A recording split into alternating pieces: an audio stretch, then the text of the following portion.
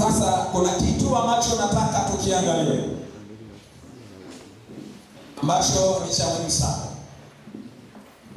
Inawezekana kwa hali za Mungu kwa ajili yako tayari, na unaamini katika hali hizo, na unapomwomba Mungu, unamwomba Mungu ili ya kwamba azitimize ahadi zake kwako. Na inawezekana kuna vitu sio tu kwamba umesoma au umehubiriwa vilivyo kwenye Biblia, lakini umepata ufunuo kabisa, Mungu amesema na wewe, na unajua hivyo vitu vinatakiwa vitimie kwako. Lakini inatokea kwamba mambo yanakuwa tofauti na vile ulivyotarajia. Sababu ni nyingi, lakini nataka tuangalie sababu moja. Sababu hiyo inaweza kawa ni mashitaka ya shetani. Sema mashitaka ya shetani. Mashitaka ya shetani. Kwa ujumbe wetu leo hii, patana na mshtaki wako upesi. Patana na mshtaki wako upesi. Tutakwenda kusoma Mathayo sura ile ya 5, ule mstari wa 21 mpaka 26.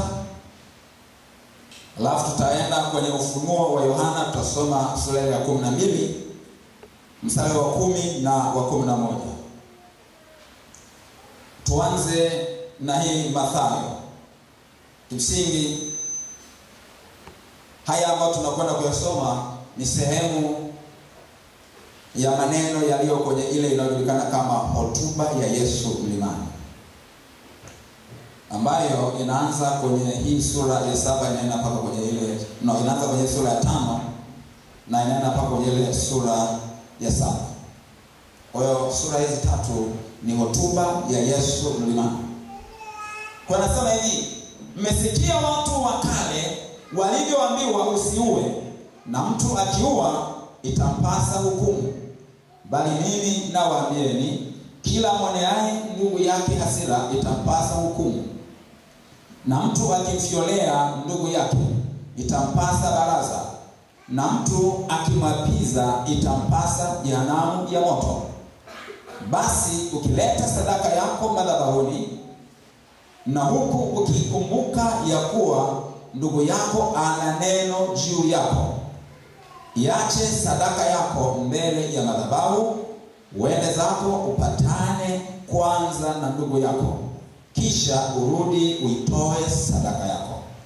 Patana na mshtaki wako upesi, wakati uwapo pamoja naye njiani, yule mshtaki asije akakupeleka kwa kadhi, na kadhi akakupeleka kwa askari, ukatupwa gerezani. Amini na kuambia, kutoki humo kamwe, hata uishe kulipa senti ya mwisho. Twende kwenye Ufunuo wa Yohana sura ile ya 12 mstari ule wa 10 na wa 11. Biblia inasema hivi: nikasikia sauti kuu mbinguni ikisema, sasa kumekuwa wokovu na nguvu na ufalme wa Mungu wetu na mamlaka ya Kristo wake, kwa maana ametupa chini mshtaki wa ndugu zetu, yeye awashitakie mbele za Mungu wetu mchana na usiku. Nao wakamshinda kwa damu ya mwana kondoo na kwa neno la ushuhuda wao, ambao hawakupenda maisha yao hata kufa. Maneno haya ambayo tunayasoma kwenye hii sura ya 12 ya Ufunuo ni katikati ya lile juma la Danieli, au katikati ya ile dhiki ya miaka 7. Ukisoma kuanzia mstari ya kwanza utagundua kitu cha namna hiyo. Kwa hiyo ni mambo ambayo yakatokea wakati huu, na maneno hayo yameandikwa kama matukio ya wakati huu. Lakini mistari ambayo tumeisoma sio tu kwamba itatimia wakati huo, ni hali iliyopo hata sasa hivi, ni hali iliyopo sasa. Bwana Yesu hapa amezungumza habari za kupatana na mshitaki wako. Bwana Yesu alikuwa ni fundi wa kuweza kuwa vielelezo. Anasema kama ukienda, maana umeenda kwenye ibada na sadaka yako, unapotaka kuitoa sadaka ile unakumbuka kwamba kuna tatizo kati yako na ndugu yako. Iache kwanza sadaka hiyo, ukapatane kwanza na huyo ndugu yako, kisha uje uitoe. Sasa amezungumza habari za sadaka, lakini kitu kinachohitaji matengenezo ni zaidi ya sadaka. Ni zaidi ya sadaka. Kinachohitaji matengenezo ni zaidi ya sadaka. Maana yake tunaenda kumwabudu Mungu, tunatoa sadaka, lakini kwenye ibada pia tunaomba. Kwa hiyo angeweza pia kusema kwamba unapotaka kupeleka mahitaji yako mbele za Mungu, uombe kwa imani na kutarajia kupokea sawasawa na ulivyoomba, na ukakumbuka ya kwamba kuna shida kati yako na ndugu yako, katengeneze naye kwanza. Ingeweza kusema hata kwa habari za mambo mengine ya utumishi, mambo mengine yanayohusu ufalme wa Mungu. Hapo ndipo hapa anasema kwamba patana na mshitaki wako mnapokuwa njiani. Inawezekana kuna mtu ana madai kinyume na wewe, na anataka akupeleke akakushitaki kwenye vyombo vya dola. Sasa Bwana Yesu anasema kwamba kabla mjafika huko, patana naye, malizana naye kwa amani. Sasa pale kuna picha anayoitumia ambayo wasikilizaji wake wanaelewa, ya vile ambavyo wakati huo kulikuwa kuna kesi za madai ambazo kama kuna mtu unayemdai kihalali na yeye hakulipi, vile ambavyo nguvu inaweza kutumika, nguvu ya vyombo vya dola. Huyo mtu anayedaiwa atatiwa ndani, anateseka huko mpaka ile senti ya mwisho. Atalipaje? Basi maana yake ndugu zake waje wamkomboe, wajichange kwamba ndugu yetu sasa ametiwa ndani, anadaiwa kiasi gani, anadaiwa si laki ngapi, anadaiwa si milioni ngapi, wapambane wapate ile hela wamlipie, ndipo anaweza kaachiliwa. Sasa ni kweli mambo hayo yapo katika ulimwengu wa kawaida wa mahusiano, lakini kitu hiki kinaenda mbali zaidi ya yale mahusiano ya kibinadamu. Katika mahakama ya mbinguni, Mungu ndio hakimu mwenyewe, tena ni hakimu mwenye haki. Shetani ndiye mtoa mashtaka, ndiye mshtaki. Maana tumesoma kule kwenye Ufunuo ambapo inaonyesha kwamba shetani ambaye ni mshtaki, ambaye anasema washtakie ndugu zenu mchana na usiku. Ina maana yeye shetani halali usingizi, ana kazi ya kufanya, kupeleka mashitaka kwa Mungu hakimu wa haki, mhukumu wa haki, mchana na usiku. Ukitaka kupata picha ya kile ambacho huwa kinatokea, soma habari za Ayubu kwenye ile Ayubu sura ya kwanza. Maana shetani ana access mbinguni, ana access huko kwa Mungu. Yaani ana uwezo wa kwenda na kufanya mazungumzo naye. Maana pale mbinguni wakati hao wana wa Mungu walipokuwa wanafanyia Mungu ibada, shetani akajidhihirisha katikati yao. Tunasoma katika kitabu cha Ayubu. Sawa sawa mzangu wapendwa. Alafu Mungu akamuuliza, inawezekana wengine walikuwa wamuone, labda yeye ndiye akawa amemuona sijui, lakini akamuuliza, wewe shetani nimetoka wapi? Sema nimetoka kuzuka huko na unaona huko na huko. Alafu sasa shetani na Mungu wakaanza kuzungumzia habari za nani? Za Ayubu. Shetani alikosa mashitaka halali ya kumpelekea Mungu dini ya Ayubu. Akaishia kusema huyo mtu umembariki. Kwa unaona huyo mtu anakucha wewe, ana hofu yako, anayapenda, anayatenda mapenzi yako, ni mtu wa kwa ibada, anakutumikia kwa uaminifu, kwa sababu mtu huyu umemzingira na ukingo wa ulinzi wako. Unaona mashitaka hayo Jamani, unaona mashitaka hayo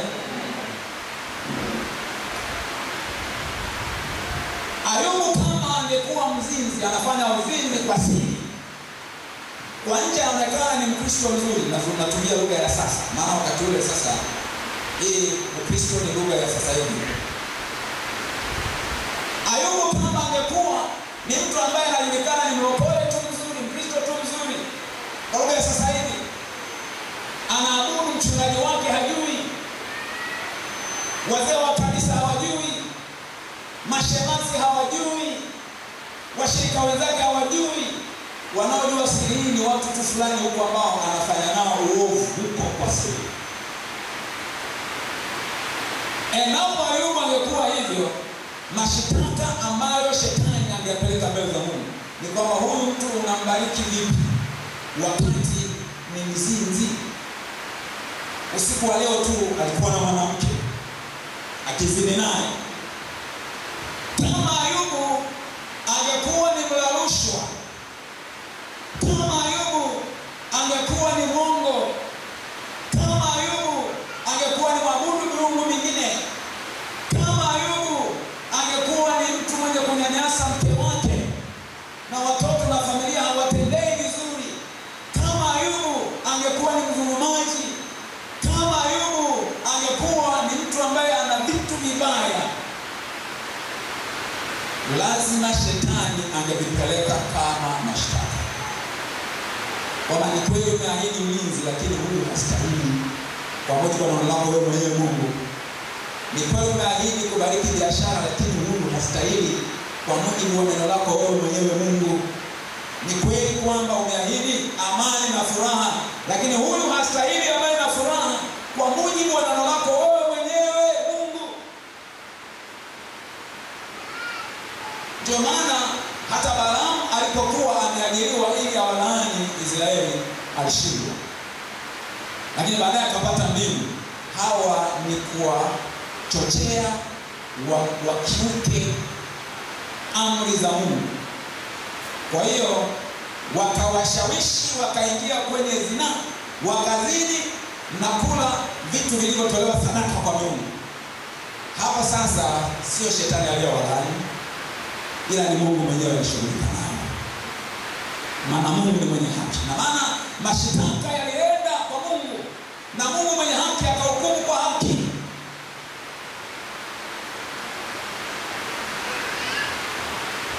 Kwenye rekodi zilizoandikwa na marabi katika jamii ya Wayahudi, wao walikuwa wanaamini ya kwamba kila siku shetani alikuwa anapeleka mashtaka kwa Mungu siku na mchana kuhusiana na taifa la Israeli, isipokuwa ile siku ya upatanisho, the day of atonement. Waliamini hivyo, na kitu hicho sasa Yesu kimesema katika hiyo Ufunuo, na kitu hicho kimesema kwa namna ya vielelezo mfano na Yesu hapa tuliposoma. Na ndugu zangu, nataka niseme hivi, unaweza pengine ukaniuliza kwamba mchungaji, hayo mashitaka ambayo shetani anaweza kanishitaki mimi na yakasababisha nikose baraka, yakasababisha nikose ahadi alizoniahidia, yakasababisha nikose amani niliyoahidiwa, yakasababisha nikose furaha niliyoahidiwa, yakasababisha biashara zangu zisiende vizuri, yakasababisha ulinzi wa Mungu unipungukie, mashitaka hayo yanaendeshwaje? Atasema hivi, hayo mashitaka sio siri ya shetani na Mungu peke yake. Wewe pia unahusika. Maana kama ni kesi hata kwenye mahakama za sasa hivi, maana yake mshtaki anakuwepo, mshtakiwa anakuwepo, mashahidi wanaosikiliza kesi wanakuwepo, kuna mashahidi wanaotoa ushahidi kuthibitisha pande hizo mbili, na kuna wale wasikilizaji wengine wanakuwepo, unaona? Lakini anakuwepo sasa Mungu ambaye anasikiliza pande zote, alafu anahukumu kwa. Sasa nikisema Mungu kwenye mahakama sasa maana anakuwepo haki. ambaye anasikiliza, alafu hatimaye anatoa maamuzi ya haki. Kwa sababu mashtaka yanapopelekwa mbele za Mungu yanakuhusu wewe, wewe pia utakuwa unajua kwamba hapa ninashitakiwa, na unayo nafasi ya kujitetea kabla hukumu ya Mungu haijatolewa. Mashtaka hayo wewe, mawasiliano ya mashtaka unayapata kwa namna gani? Kwa namna mbili. Namna ya kwanza ni dhamiri yako wewe mwenyewe. Hii ni namna ya kwanza ambayo inatumika kukuinvolve, kukuhusisha kwamba sasa mashtaka ndio yanapelekwa kwa Mungu. Mshtaki yupo kazini, anapeleka mashtaka. Tunaposoma waraka wa kwanza wa Mtume Yohana sura ile ya 3 ule mstari wa 21 na 22, unasema hivi: wapenzi, mioyo yetu isipotuhukumu, tuna ujasiri kwa Mungu. Halo, anasemaje? Mioyo yetu isipofanyaje? Isipotuhukumu, tuna nini? Tuna ujasiri kwa Mungu. Kinachozungumzwa ndio hicho cha watu wanasema ni dhamiri yako, moyo wako, ile hali ya ndani kabisa. Anasema na lolote tuombalo tualipokea kwake. Ina maana moyo wako unapokuwa haukuhukumu, unakuwa na ujasiri kwa Mungu, unapeleka mahitaji yako mbele za Mungu, na lolote uliombalo tunaambiwa linafanywaje? Na lolote tuombalo tualipokea kwake, kwa kuwa twazishika amri zake na kuyatenda yapendezayo machoni pake. Kwa kinachotokea ni kwamba kama hali yako haiko sawa, umemtenda Mungu dhambi kwa mawazo yako, umemtenda Mungu dhambi kwa maneno yako, umemtenda Mungu dhambi kwa vitendo vyako, umekiuka kanuni na taratibu za ufalme wa Mungu, umemvunjia heshima Mungu, mashtaka yanapelekwa mbele za Mungu. Na mashtaka hayo yanakuhusisha wewe kupitia dhamiri yako, kupitia moyo wako. Kinachotokea, unakosa ujasiri. Unakosa ujasiri. Kuna wakati ambapo hatunaenda mbele za Mungu, unaomba, alafu mbele yako linasimama kosa, linakuhukumu. Ni sawa na ule mfano wa zamani sana, yule aliyekuwa mfanyakazi wa hotelini, alafu akaiba kuku. Sina ufahamu mfano tapa kwa watu mazungumzo. Akaiba kuku, ni mpishi huyo.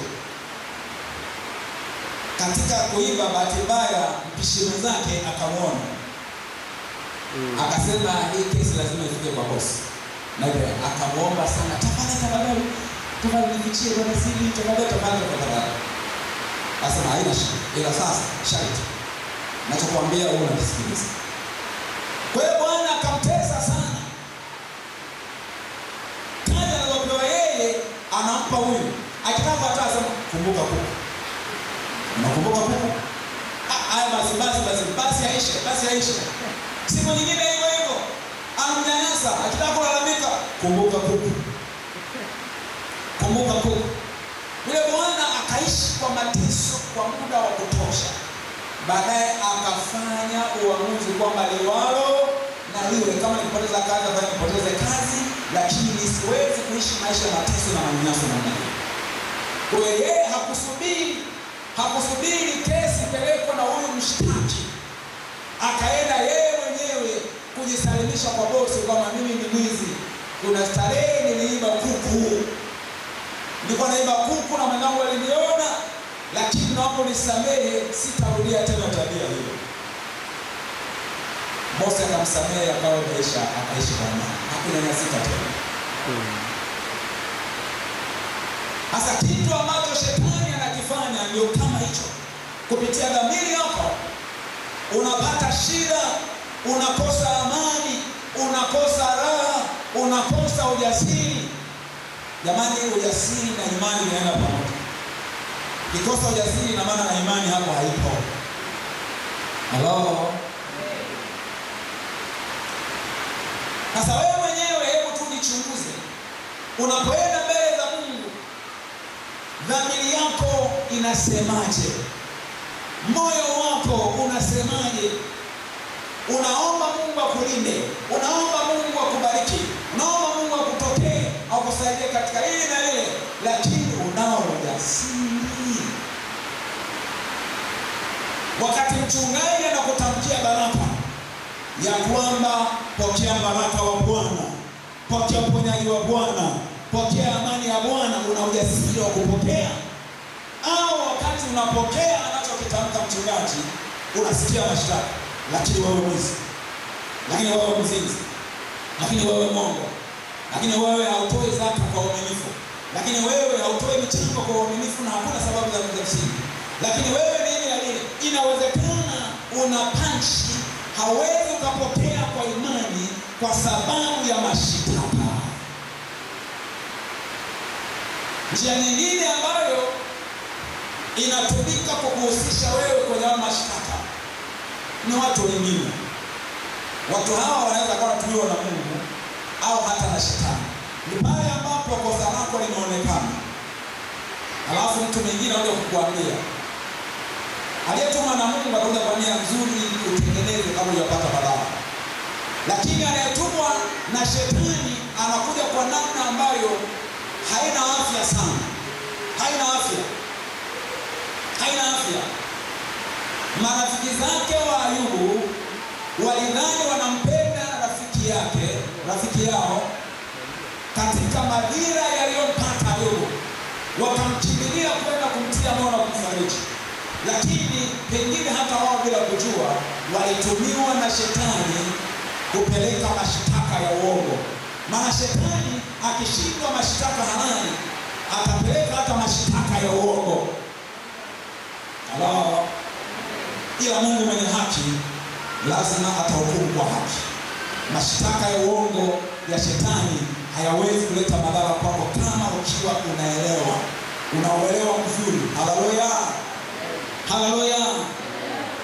Kwa hawa ndugu zangu, hawa rafiki zake na ndugu zake kina Elifazi, kina Mtemani, kina nani, wakaanza kumsumbua sana Ayubu ya kwamba haiwezekani mambo haya yakakupata wakati wewe hauna dhambi. Wewe umetenda tu dhambi. Umetenda dhambi, hauko sawa. Sema jamani, mimi sitenda dhambi, nashangaa tu imenikuta wapi. Walimsumbua sana. Kwa mashitaka anaweza akaja kupitia watu wanakunenaje wewe. Yesu aliuliza kwa habari zake kwamba watu huko mtaani walinena mimi kuwa nani? Na wewe sasa tuulize swali, huko mtaani unakofahamika wanakunena wewe kama nani?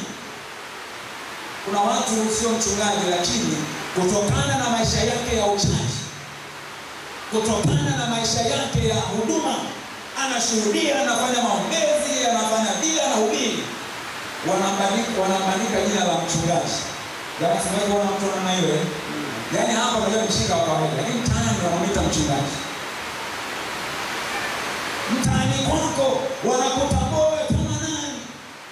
Wanakutambua kama mlokole mcha Mungu au wanakutambua kama mbabaishaji? Kwa mitaa mingine ukienda unapata shida. Unaenda kushuhudia unapata shida. Nasema na wewe neno wao mnasalinaje? Fulani naye mlokole mbele. Wanaguna. Lakini wengine hawakuna, wakopeshi, wanasema wanapaswa tu kweli. Sema kwa kweli kama ulokole ndio huo, mnaosema ya kwamba tuje huko kweli tuoga na mimi, afu ulokole yeye ndio kama huo kwa fulani tunamfahamu. Sasa tubaki kwenye dini zetu huko. Au si afanye basi tubaki tu kwa walevi, lakini bado ni watu wazuri. Kuliko maisha kama haya. Watu wanakutambua wewe kama nani? Sasa yale yanayosema mtaani kukuhusu wewe, ujue kwamba yale ni mashitaka mbele za Mungu. Adui anakupa taarifa kwamba hayo ndiyo ambayo shetani ametuambia kwamba ni mshitaki wetu. Anakushitaki mbele za Mungu unapewa taarifa, unajulishwa kwamba haya ndio mashitaka yanayoenda mbele za Mungu. Lakini akiwa mashitaka ya uongo, huwa yanazima tu. Mungu mwenyewe ana namna ambavyo atakutetea na atazima. Mtu fulani hivi alikuwa mtumishi wa Mungu mahali, basi tu akamzushia tu kwa basi amempa mimba binti fulani ndugu yake ni mlemavu. Lakini habari zile zilipoenda kidogo tu mtaani, alitetewa kwa nguvu zote yule mchungaji kwamba jamani, acheni kumwonea mtumishi wa Bwana, msipate laana mule, tunamfahamu hizo kufanya hayo. Alafu wanaoelewa maisha yale binti wakasema, kwanza sisi tunafahamu hata huyo mimba aliyempa ni nani, tunafahamu, mnamwonea tu mchungaji wa watu. Ile jambo halikufika popote, likafa lenyewe. Haleluya. Mchungaji mwingine akatoka mtu akamwambia, huko nimesikia wanasema kama wewe unafanya uzinzi. Umesikia mimi nafanya uzinzi na nani? Sema siwezi kutaja mke wa mtu. Sasa wewe unanijia mimi kama nafanya uzinzi. Unasema huwezi ukataja mtu wa mtu. Kwani na mimi si mume wa mtu? Na mimi si mume wa mtu?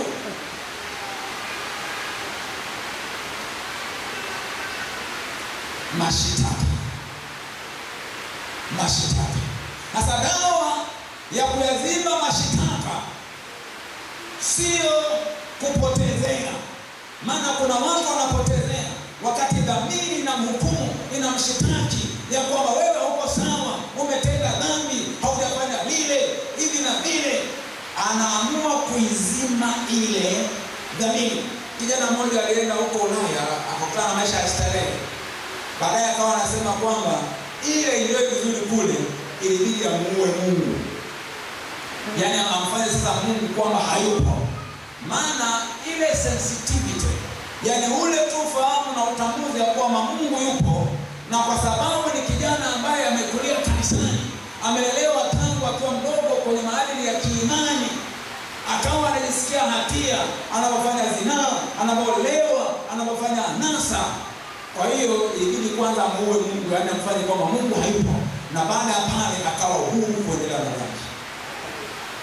Ndivyo ambavyo hata baadhi ya walokole wanavyofanya.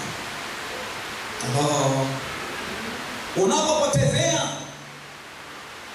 watu wanapokuja kukuambia kuhusiana na tabia zako, watu wanapokuja kukuambia na habari ulizosikia huko mtaani kuhusu wewe, unakuwa mkali. Hautaki kuonywa, hautaki kukemewa, hautaki uambiwe ukweli kuhusu tabia zako. Ujue unapofanya hivyo, unazima yale mashitaka kwa namna ambayo haitakusaidia, ile italeta madhara kwako. Halo? Sasa kwenye hizi mahakama za kawaida, huwa kesi haiendeshwi bila wewe unashtakiwa kwenda, maana lazima upewe nafasi ya kujitetea. Lakini usipoitika wito, au wakati kesi inaendelea ukaacha kwenda, usidhani ya kwamba hukumu haitatolewa. Kuna kitu wanakiita wao wanasheria wanasema ex parte judgment, yaani ni hukumu inayotolewa wakati mshtakiwa hayupo. Hukumu inatolewa wakati mshtakiwa hayupo. Of course kuna kesi ambazo ni lazima tu uwe umetiwa hatiani kwa sababu inahusisha labda kutiwa ndani na mezani nini hivi. Lakini zipo kesi kama za madai na kesi zingine ambazo inaweza kutolewa tu hukumu. Kwa mfano labda ni mali, kwamba nani mmiliki halali wa mali hii. Hukumu inaweza kutolewa wakati wewe haupo, ulikataa nafasi ya kujitetea. Kwa hiyo inachukuliwa kwamba kuna uwezekano wewe hauendi kwa sababu wewe ndio mwenye hatia. Unaogopa mkono wa sheria usiweze kukamata wewe kama ni mwenye hatia.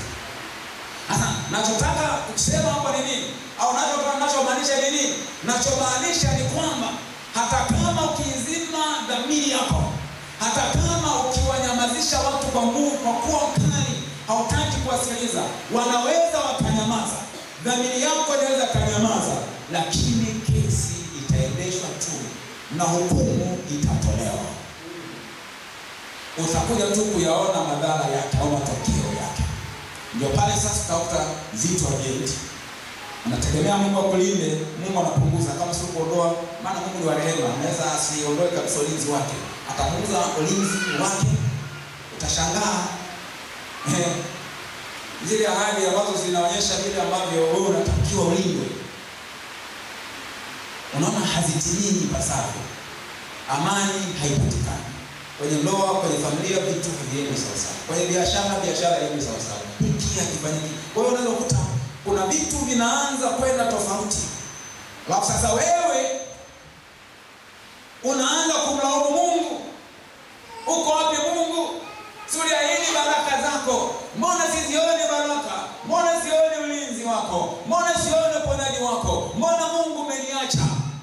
Umesahau kwamba haukuitumia fursa ya wewe kujitetea wakati mashtaka yanatolewa kwamba kuna vitu vinavyotakiwa kurekebishwa. Bwana Yesu atusaidie sana. Ufumbuzi anaotoa Yesu, maelekezo anayatoa Yesu ya kwamba patana na mshitaki wako upesi. Patana na mshitaki wako upesi. Sasa inawezekana ukaniuliza kama mchungaji, sasa mimi na maana nianze kukaa kikao na shetani, nifanye mazungumzo naye, nipatane naye. Hii lugha imetumika ni kwenye kile kielelezo cha ile hali halisi ambavyo una mshtaki wako mwanamwenzako ambaye mnaenda naye, pengine ni mahakamani au ni polisi au ni wapi. Ni lugha imetumika hapo. Lakini inapokuja kwa habari za shetani kama mshtaki wetu mbele za Mungu, kupatana na mshtaki, neno hili lina apply kwa namna gani? Kwa maana kwamba tengeneza, chukua hatua kurekebisha jambo hilo, ili shetani akose nguvu ya kuendeleza hayo mashitaka. Chama tuko pamoja. Sasa kuna mambo matatu ya haraka hapa niaseme, alafu twende tukaombe. Namba moja, unatakiwa uyakubali mashtaka, usiwe mbishi. Na ndio maana naambia kwa habari anasema ungameni dhambi zenu ninyi kwa ninyi na kuombeana mpate kufanya kuponywa. Imeandikwa hiyo katika Yakobo. Kubali unachoshtakiwa na dhamiri yako. Kubali kile ambacho unaambiwa na ndugu zako wanaokupenda. Kubali hata mashambulizi ya watu inaonekana wanaokuchukia. Lakini kama kuna mahali wanakusema ukweli, hata kama ni maadui zako, kubali kwamba hapa ni kweli siko sawa, nahitaji rehema za Mungu. Jamaa tuko pamoja? Kubali mashitaka.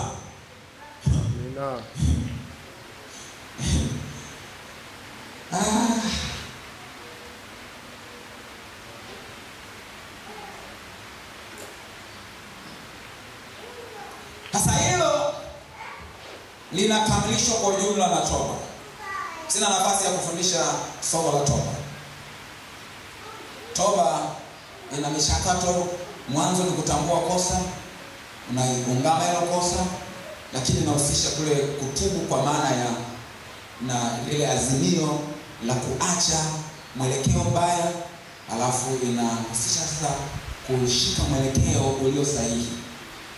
Unapoazimia kwamba kuanzia wakati huo utarekebisha, alafu baada ya hapo ionekane kwamba kweli uko serious, ile toba ionyeshe matunda yake, kama ambavyo alisema Yohana Mbatizaji ya kwamba zaidi matunda yapasayo nini? Yapasayo toba. Hapa inahusisha maombi ya rehema. Maombi ya rehema, omba rehema mbele za Mungu. Maombi ya rehema tunaomba wakati mwingine hata kama hatujui exactly kwamba tumekosea wapi, lakini inawezekana labda kuna kitu unadhani uko sawa, hauko sawa, na shetani anaweza akakitumia kinyume na wewe. Ndio maana kila siku tunaomba maombi ya rehema. Maombi ya toba na rehema hayana maana uishi maisha ya kutenda dhambi makusudi. Hayana maana hiyo. Jambo hilo lilikemea Paulo anapoandikia Warumi ya watudumu katika dhambi ili neema izidi kuwa nyingi. Anasema hasha, sisi tuliofia dhambi tutaishije tena katika dhambi? Kwa haina maana ujielekeze kutenda dhambi kwa sababu fursa ya kutubu ipo, hapana. Lakini kwa sababu mchakato kukamilika sio wa siku moja. Mchakato wa wewe kukamilika kabisa, usikosee, uwe perfect, yani uwe kabisa mkamilifu, sio mchakato wa siku moja. Lakini katika Kristo Yesu tunaonekana sisi ni watakatifu na wakamilifu. Ni utakatifu na ukamilifu katika Kristo Yesu. Mungu anatuona sisi tukiwa katika Kristo Yesu. Kwa hiyo pale ukamilifu wetu unaonekana katika ule ukamilifu wa Yesu, kwa sababu ya kazi ya msalaba, vile ambavyo alimwaga damu yake msalabani kwa ajili ya ondoleo la dhambi. Kinachomaanisha hapo sasa ni wewe kumtazama yeye, imani yako kumwelekea yeye. Hilo sasa ni jambo la pili. Kimsingi hii orodha haina maana ni mchakato inaanza hivi inafuata hivi, ila tu ni orodha ya kuvitaja vitu. Ni ngumu kusema linaanza lipi, linaishia lipi, hapana. Ni mambo ambayo yote kwa ujumla wake yanahitajika. Na of course hapa nataja tu vitu vichache, lakini kama ingekuwa ni somo kamili la haya mambo, maana yake sasa tungeweza kuchambua vipengele vingi ambavyo ni vya muhimu sana. Kwa hiyo sasa jambo la pili ni kutambua kazi ya msalaba.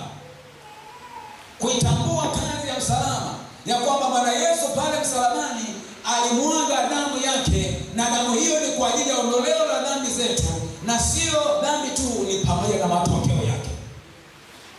Kwa damu ya Yesu inashughulika na tatizo la dhambi na matokeo au madhara ya dhambi. Sasa haina maana tuanze kumwagia damu ya Yesu kila mahali na kunyunyiza kila mahali. Maana kinachoendelea katika ulimwengu wa sisi wa Pentecoste au nite wa Lokole au nite watu gani, ndio kinachoendelea sana. Sasa sio somo langu leo kufundisha matumizi ya damu ya Yesu Kristo, ila damu ya Yesu imetumika vibaya leo na leo. Hello. Wananyunyiza tu, unanyunyiza kwa watoto wako, unanyunyiza sijui kwenye gari lako, unanyunyiza sijui kwenye biashara yako, unanyunyiza mpaka kwenye kuku, unanyunyiza sijui kwenye nguruwe unaofuga, unanyunyiza damu ya Yesu, unamwagia damu ya Yesu, unafanyaje damu ya Yesu, unaenda. Sasa anyway, niseme sana huko. Lakini kuna matumizi mabaya ya hiyo damu ya Yesu. Kilicho cha maana ni ule ufahamu wako kuhusiana na hiyo damu ya Yesu. Ni ile imani yako kuhusiana na hiyo damu ya Yesu. Maana damu ya Yesu ilishamwagika zaidi ya miaka 2000 iliyopita na ina nguvu sana. Yaani karibuni Roho Mungu amekuwa akinisemesha kuhusiana na nguvu iliyomo katika damu ya Yesu. Alafu nikasema, Mungu, kumbe bado sijaelewa vitu hivi ipasavyo. Naendelea kumwomba Mungu anisaidie niendelee kuchimbua, nielewe, nipate ufahamu zaidi. Unajua damu ya Yesu imeanza kutumika tangu siku ya kwanza ya anguko. Hello? Tangu siku ya kwanza ya anguko. Wa kwanza kuchinja mnyama na damu ikamwagika, ambayo ni mfano wa damu ya Yesu, ni Mungu mwenyewe. Ukisoma katika kitabu cha Mwanzo sura ya 3 mstari wa 21,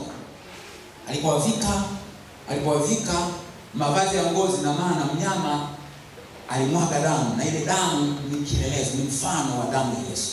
Kwa damu ambazo zilikuwa zinamwagika kama sehemu ya ibada kwa watu wa Agano la Kale. Maana baadaye tunaona hata Nuhu, baadaye tunaona nini? Kabla hata ya Nuhu, Habili, vile ambavyo ilitoa sehemu zilizonona za wanyama na sadaka yake kukubalika. Unaona na baadaye tunaona maelekezo ya kwenye Torati kuhusiana na vile ambavyo walichinja wanyama, damu ilimwagika, na walitoa hizo sadaka za kuteketeza na kadhalika. Sasa yote hayo yalikuwa ni imani katika damu itakayomwagika baadaye. Lakini sisi damu ya Yesu ilishamwagika, kwa hiyo tunaangalia nyuma yetu. Zaidi ya miaka 2000 iliyopita ilishamwagika damu ya Yesu. Sasa damu hiyo kama ilikuwa ina nguvu kabla haijamwagika, ilipokuwa tu wanaiamini, wanatoa zile damu za wanyama kama kama kielelezo, kama mfano wa damu halisi iliyomwagika, na ilikuwa ina nguvu ya kuwasaidia, ikawaokoa, ikawanusuru wakati huo, ikawapatanisha na Mungu wakati huo, ikawashindia dhidi ya maadui wakati huo. Leo hii hatuchinji wanyama kwamba si tena kielelezo. Maana hamna tena kielelezo wakati tayari damu ilishamwagika. Ila kinachohitajika ni ufahamu sahihi juu ya hiyo nguvu na imani. Tunajiconnect kwa imani, ili ya kwamba kile ambacho kipo kwenye hiyo, sasa siite sayansi ya Mungu au niiteje, siri iliyomo kwenye hiyo nguvu, namna ambavyo hiyo damu imekupatanisha wewe na Mungu, na namna ambavyo kupitia damu hiyo wewe umehesabiwa haki, na namna ambavyo wewe sasa unashiriki baraka za ufalme wa Mungu kupitia damu hiyo. Ufahamu huo ndio nguvu ya kukuokoa wewe. Haleluya. Sasa wakati shetani anapeleka mashitaka, na wewe unapoomba rehema ya kwamba Mungu, ni kweli nimekosa, ni kweli nimewaza vibaya, ni kweli nimetamka vibaya, ni kweli nimetenda vibaya, ni kweli sikutenda yapasayo. Maana dhambi kuna zile za kutenda na zile za kutokutenda, sins of commission and sins of omission. Inawezekana wewe hujatenda baya lolote lile, ila haujatekeleza yaliyoagizwa na Mungu. Na maandiko yanasema kwamba ajuaye kutenda mema asitende kwake nini? Sasa hapo kuna anayepona hapo? Kuna anayepona hapo? Sasa anasema ni kweli Bwana, sijatenda yalipasayo. Jamani, mimi ni mtoaji mzuri tu wa zaka, lakini huwa tunajikuta kama hapana, utoaji wangu inawezekana bado mahesabu yangu sijafanya vizuri, bado inawezekana ni mwenye hatia mbele za Mungu kwa beza utoaji wa zaka. Nasema Mungu, pamoja na kwamba najitahidi, lakini naomba unirehemu, maana inawezekana bado utoaji wangu kuna viwango vinavyopungua.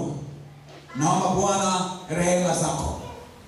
Kwa katika kila eneo, hata ile ambalo nafanya vizuri, nasema Mungu ninafanya vizuri, lakini inawezekana bado nafanya chini ya kiwango. Naomba rehema zako Bwana.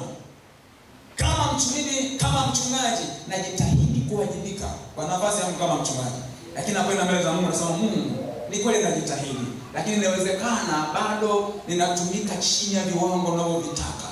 Unirehemu Bwana. Inapotokea mtu ameshindwa katika dhambi, inapotokea ninaye mchunga ameshindwa katika imani, kabla ya kujiuliza huyu mtu kwa nini, najiuliza mimi kwa nini. Inawezekana labda mimi nimepungua kwa habari za huduma yangu, lakini zipo nyakati ambazo ninajisikia ndani yangu Roho ananitia moyo, sema mwanangu, una amani tu, hauna hatia katika hili. Ni afadhali aseme yeye mwenyewe, usijihesabie haki wewe mwenyewe. Ni afadhali ya kutetea mwenyewe kwamba mwanangu una amani tu. Kuna wakati akamwambia kwamba Mungu, mwanangu, nimekurehemu, uwe na amani. Na kuna wakati unaweza kawa unatubu dhambi ambayo hujaitenda, na kwa anaamini inatokea mara nyingi. Anasema kwamba mwanangu, katika hili hauna hatia, uwe na amani. Najua hapo hakuna shaka. Hapo kuna shaka. Hasa pale ambapo inawezekana kuna jambo ambalo ni halali kabisa, shetani analipeleka mbele za Mungu, na ambalo wewe ungestahili adhabu, ungestahili hukumu, lakini unaponyenyekea na kuomba rehema mbele za Mungu, anajitokeza Yesu ambaye ni mwombezi, ni mteteaji. Yeye ni kuhani, anajitokeza na kuonyesha kwamba yeye alikwisha kutoa damu yake pale msalabani iwe fidia ya makosa yote.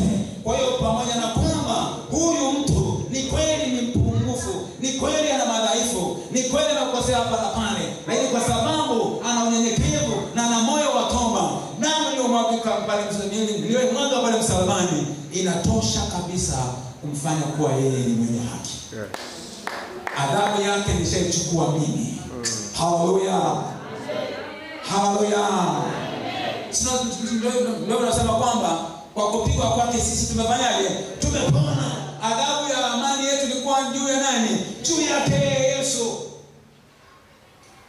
Sasa kama ukiwa na jeuri, unabaki sasa kujitetea mwenyewe, unakataa mashitaka na unataka kushindana ya kwamba wewe ndio tu ni mwenye haki, nikwambie itakula kwako kama wanavyosema vijana leo.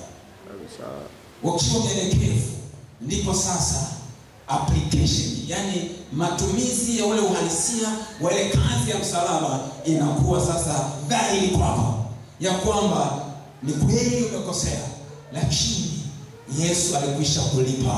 Yeye ni fidia kwa dhambi zilizofanywa na ambazo zitafanywa. Halo. Narudia tena, sina maana kwamba utafanya dhambi kusudi, hapana. Tumeonywa katika Waebrania. Ukisoma ile sura ya 10, habari za kufanya dhambi kusudi, hapana. Nasema kama tukifanya dhambi kusudi, haibaki dhambi, haibaki nini? Haibaki tena dhambi ile dhambi zetu, haibaki. Sasa sitaki niingie sana kufundisha hayo, ila nilikuwa nataka tu kubalance hapo, isionekane kwamba sasa kwa sababu Yesu alikwisha kumwaga damu msalabani ambayo ni kwa ajili ya ondoleo dhambi zetu, kwa hiyo sasa tutende tu dhambi alafu ile wewe kazi yako tu ni kuomba toba tu na rehema. Hapana, haina maana. Haina maana hiyo. Kwa sasa hilo ni jambo la muhimu sana. Maombi ya rehema sura yake ndio hiyo. Ni imani yako katika kazi ya msalaba. Lakini tuliposoma hiyo Ufunuo, kuna kitu kinachosemwa kingine, maana walimshinda kwa vitu viwili, kwa namna mbili.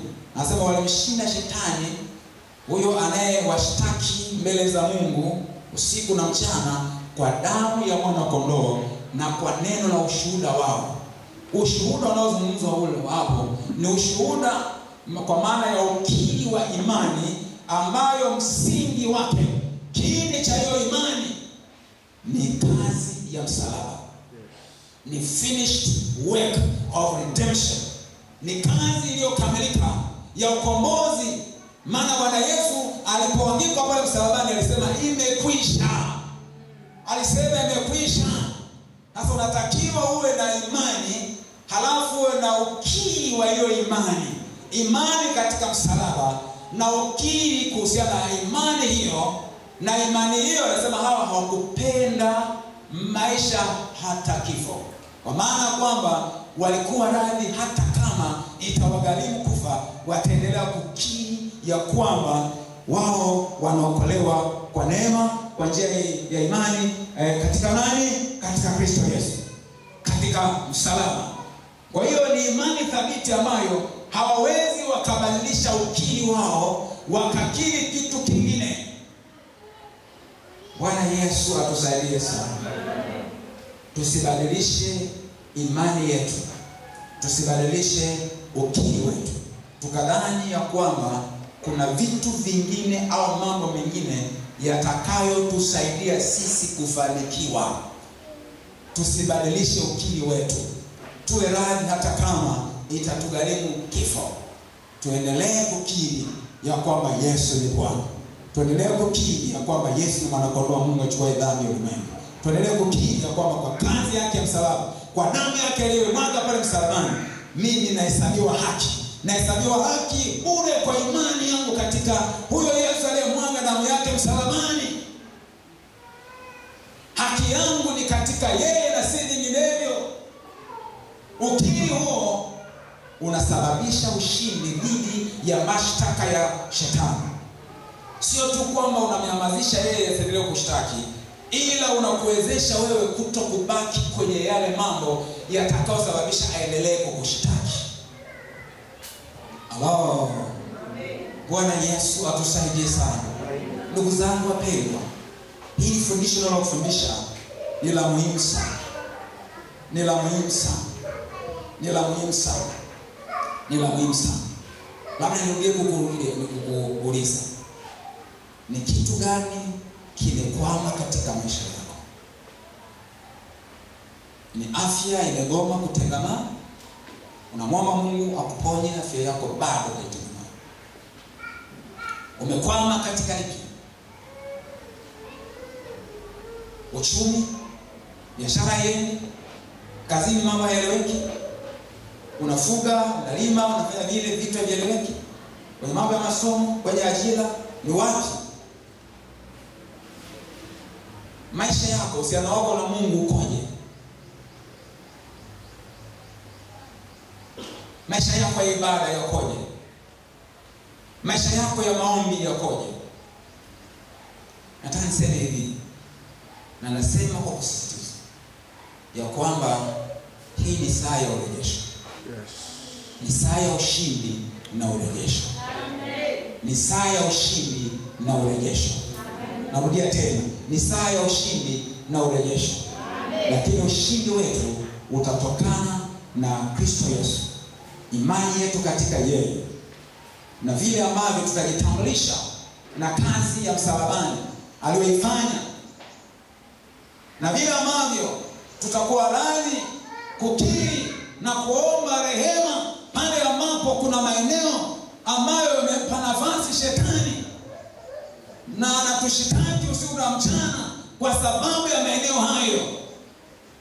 Tuwe kama yule mpishi ambaye aliona ajiweke tu wazi kwa bosi ili mambo yaishe, na ni kweli mambo yaliisha yakakaa vizuri. Na wewe sasa, nasema na wewe, Roho Mungu amenipa ujumbe huu kwa ajili yako, na ni ujumbe kwa ajili yangu pia, ya kwamba usijikaze, usijikaushe, usiwe mbishi. Hebu tu unyenyekee. Biblia inasema kwamba lakini mtu huyu ndiye nitakayemwangalia. Kusoma Isaya 66 ule mstari wa 2. Kusema lakini mtu huyu ndiye nitakayemwangalia, mtu aliye mnyonge, mwenye roho iliyopondeka, atetemekaye asikiapo neno langu. Leo hii tutakwenda kuomba urejesho. Lakini kabla ya kuomba urejesho, na kwenda kuomba maombi ya rehema. Na mimi mtumishi wa Mungu, Mungu ameniweka kwa ajili yako. Nimepewa kazi ya kukuombea rehema leo hii. Ninaambatana na kazi ya Yesu ambaye ni kuhani mkuu, ni mchungaji mkuu ambaye anatuombea. Ninaambatana naye, mimi kama mchungaji chini yake, ninakuombea rehema za Bwana. Haijalishi kuna vitu gani ambavyo vinasababisha ukose ujasiri, hauna amani na hisi hatia, lakini zipo rehema za Mungu kwa ajili yako. Zipo rehema za Mungu kwa ajili yako. Zipo rehema za Mungu kwa ajili yako. Zipo rehema za Mungu kwa ajili yako. Wana wa Israeli wakaambiwa kwamba kama mkikubali na kutii, mtakula mema ya nchi. Kama mkikataa na kuasi, mtaangamia kwa upanga. Wewe je, utakubali na kutii au utakataa, utakaidi, utaasi? Ninaamini kabisa wewe utakubali na kutii. Hebu simama kwa miguu yako na praise team tafadhali mji huko. Hallelujah. Yes, Bwana.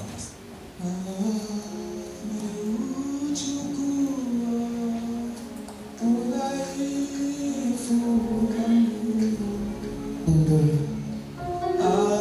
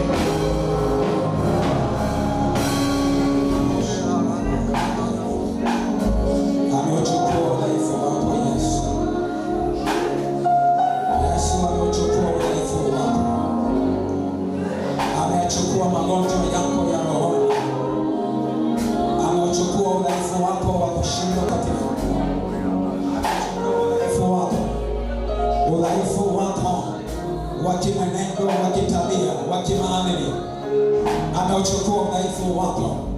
Hakuna sababu ya kuendelea kushindwa. Ameuchukua udhaifu wako. Ameuchukua udhaifu wako. Na rehema zake zipo sasa mahali hapa. Kwa kila ambaye anazihitaji rehema zake. Hakuna sababu ya kubakia kwenye hatia ya mashitaka ya shetani. Ni wakati wa kutengeneza ili baraka za Bwana ziachiwe kikamilifu katika maisha yako kwa upya, ili ya kwamba urejesho uweze kutokea katika maeneo yote ya maisha yako.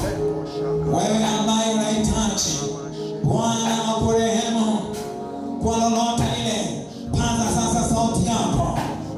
Paza sauti yako mwenyewe sasa. Mwambie akurehemu. Mwambie akurehemu katika eneo lolote ambalo unaona kwamba hauko sawa. Mwambie akurehemu. Mwambie akurehemu. Bwana rehemu watoto wako hawa. Bwana warehemu watoto wako hawa. Bwana uturehemu sisi watoto wako. Bwana uturehemu sisi watoto wako. Bwana uturehemu sisi watoto wako. Bwana uturehemu sisi watoto wako. Turehemu Bwana. Turehemu Bwana. Turehemu Bwana katika jina la Yesu. Mrehemu Bwana mwanamke huyu. Mrehemu mwanamke huyu. Mrehemu mwanamume huyu. Mrehemu mwanamke huyu. Mrehemu mwanamume huyu. Mrehemu mwanamke huyu. Mrehemu kijana huyu. Mrehemu mtoto huyu. Maraka sakarabaka. Risaka raka sakarabaka. Rita masakakarabakitekalama. Omba rehema usinyamaze kimya. Omba rehema usinyamaze kimya. Omba rehema usinyamaze kimya. Hiyo ndio njia ya kuyashinda mashitaka ya adui. Mwambie ni kweli Mungu, niliyatenda haya, lakini naomba rehema zako. Mwambie Mungu ni kweli, niliwaza vibaya, nimenia vibaya, lakini naomba rehema zako. Mwambie Mungu ni kweli, sijatenda yanipasayo, lakini naomba rehema zako. Naomba rehema zako. Naomba rehema zako. Naomba rehema zako. Naomba rehema zako. Unajisikia kuta. Inawezekana ni dhambi za ulimi. Inawezekana ni dhambi za matendo fulani. Lakini inawezekana ni zile dhambi za kutokuwajibika kuyatekeleza mapenzi ya Mungu. Inawezekana ni dhambi ya kutokutoa zaka kwa uaminifu. Hiyo nayo ni dhambi. Unahitaji rehema za Mungu.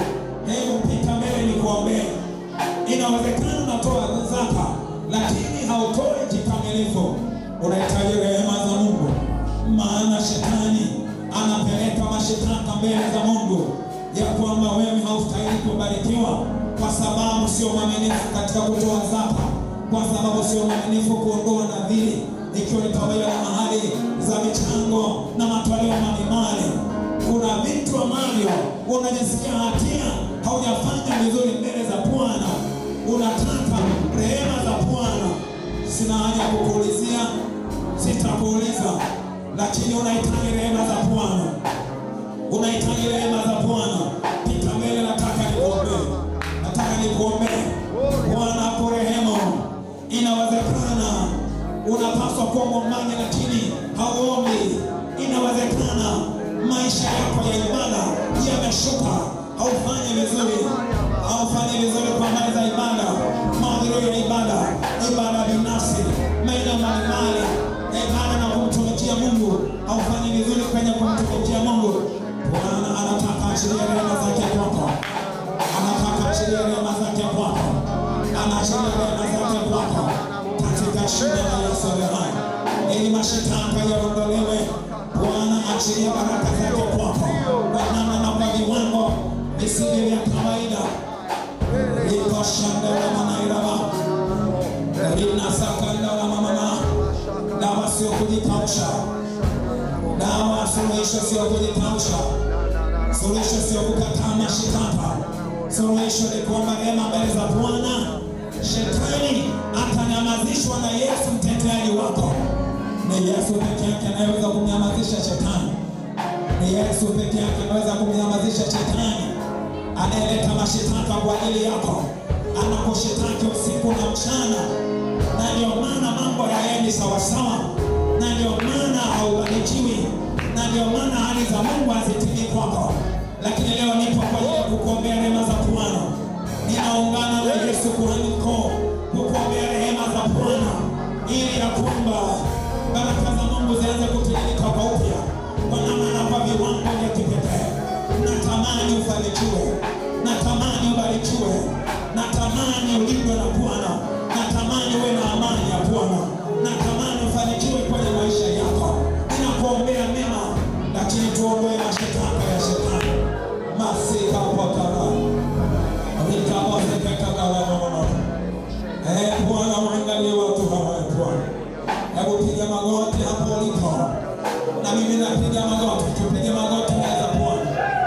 Na wewe uliyebakia huko, inawezekana hujapita mbele, lakini bado unahitaji rehema za Bwana.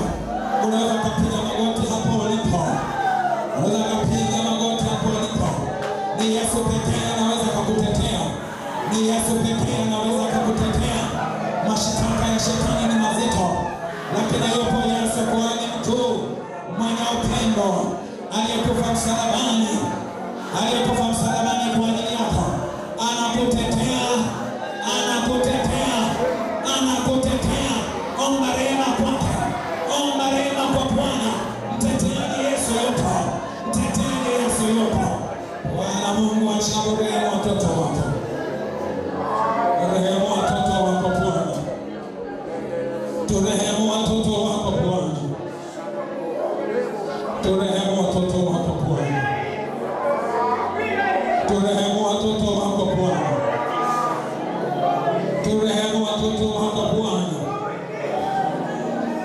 Hatuwezi kushinda mashitaka ya shetani kwa akili zetu, kwa ujanja wetu, kwa ufundi wa maneno. Tunahitaji rehema zako Yesu. Yesu.